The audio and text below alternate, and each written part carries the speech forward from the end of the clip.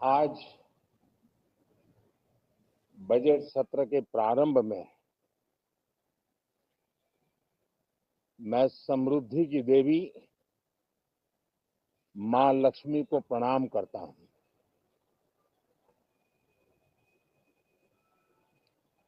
और ऐसे अवसर पर सदियों से हमारे यहाँ मां लक्ष्मी का पुण्य स्मरण किया जाता है।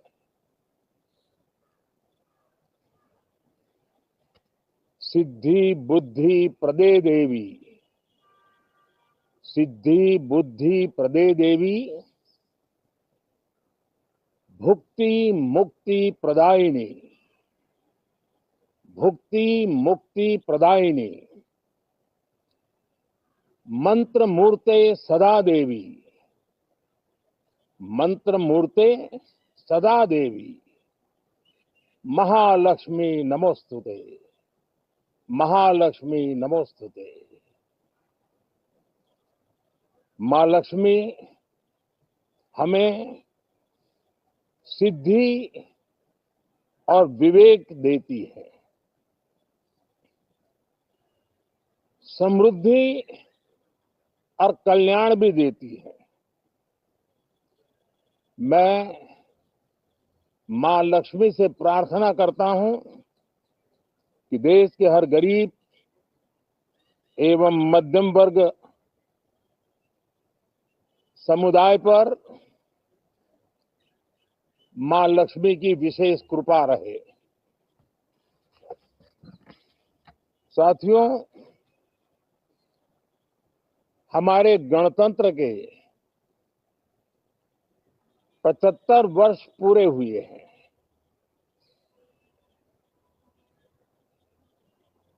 और ये हर देशवासी के लिए सर्वाधिक गौरवपूर्ण है और विश्व के लोकतांत्रिक जगत के लिए भी भारत का ये सामर्थ्य अपनी एक विशेष स्थान बनाता है। साथियों, ये देश की जनता ने मुझे तीसरी बार ये दायित्व दिया है और इस तीसरे कार्यकाल का ये पहला पूर्ण बजट है।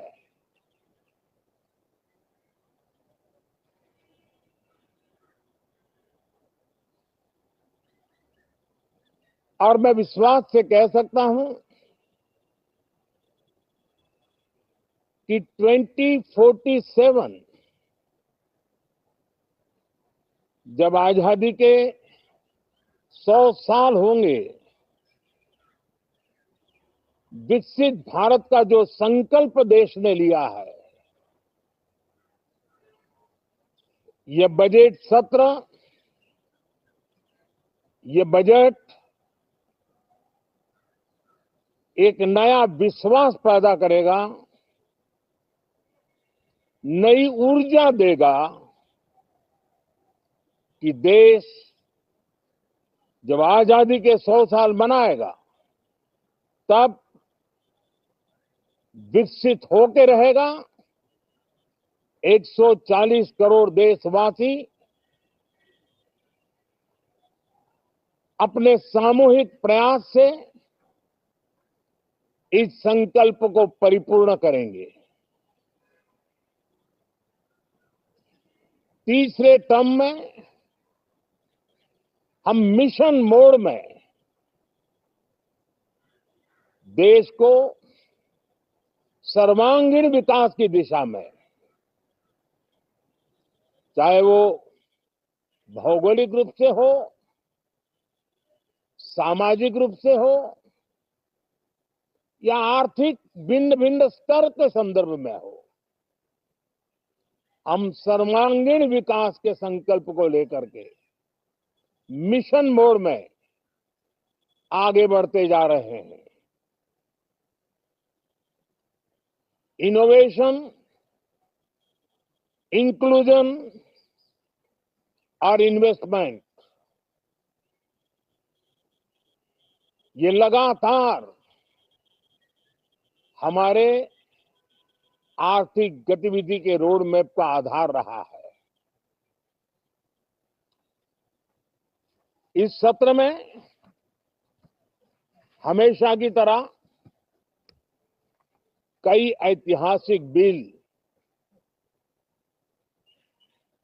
पर सदन को चर्चा होगी और व्यापक मंथन के साथ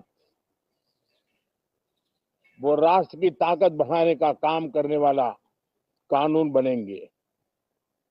विशेषकर नारी शक्ति के गौरव को पुनः प्रस्थापित करना, पंथ संप्रदाय के भेद से मुक्त होकर के हर नारी को सम्मानपूर्ण जीवन मिले, उसको भी समान अधिकार मिले, उस दिशा में इस सत्र में कई महत्वपूर्ण निर्णय लिए जाएंगे। Reform, perform and transform. जब विकास की तेज गति को प्राप्त करना होता है तो सबसे ज्यादा बल रिफॉर्म पर रहता है। राज्य और केंद्र सरकार ने मिलकर के परफॉर्म करना होता है और जन भागीदारी से हम ट्रांसफॉर्मेशन देख सकते हैं। हमारा युवा देश है, युवा शक्ति है और आज जो 20-25 साल की आयु के नौजवान है, जब वो 45-50 साल के होंगे तब वो विकसित भारत का सबसे बड़े बेनिफिशियरी होने वाले हैं। उम्र के उस पड़ाव पे होंगे, नीति निर्धारण की व्यवस्थाओं में उस जगह पे बैठे होंगे कि वे गर्व के साथ आजादी के बाद जो शताब्दी शुरू होगी, एक विकसित भारत के साथ आगे बढ़ेंगे। और इसलिए ये विकसित भारत के संकल्प की पूर्ति का प्रयास, ये अथाग मेहनत आज जो हमारे टीनेजर्स हैं, हमारी युवा पीढ़ी है,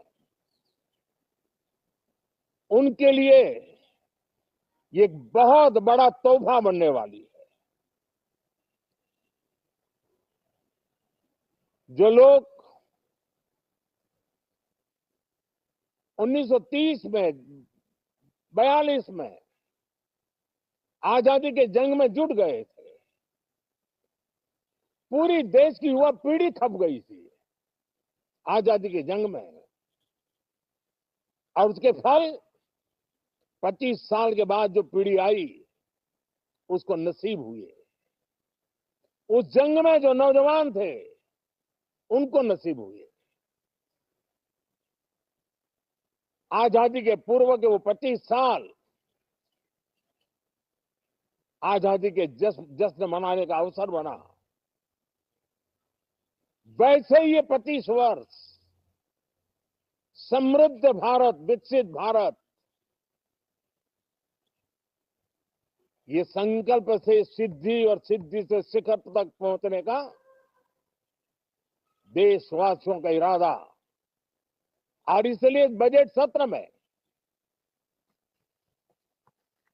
सभी सांसद विकसित भारत को मजबूती देने के लिए अपना योगदान देंगे। विशेष करके जो युवा सांसद है उनके लिए तो सुनहरा अवसर है, क्योंकि वो आज सदन में जितनी जागरूकता, जितनी भागीदारी बढ़ाएंगे और विकसित भारत के जो फल है वो तो उनकी नजर के सामने देखने को मिलने वाले हैं। और इसलिए युवा सांसदों के लिए एक अनमोल अवसर है। साथियों, मैं आशा करता हूं कि हम देश की आशा आकांक्षाओं के इस बजट सत्र में खरे उतरेंगे। साथियों, आज एक बात आपने जरूर नोट की होगी, मीडिया के लोगों ने तो जरूर करनी चाहिए। शायद 2014 से लेकर अब तक शायद ये पहला पार्लियामेंट का सत्र है कि जिसके एक दो दिन पहले कोई विदेशी चिंगारी नहीं प्रगटी है, विदेश में से आग लगाने की कोशिश रही हुई है। 10 साल से यानी 14 से देख रहा हूं, हर सत्र के पहले शरारत करने के लिए लोग तैयार बैठते थे और यहां उसको हवा देने वालों की कोई कमी नहीं है। ये पहला सत्र मैं पिछले 10 साल के बाद देख रहा हूं कि जिसमें किसी भी विदेशी कोने से कोई चिंगारी नहीं हुई। साथियों, बहुत बहुत धन्यवाद।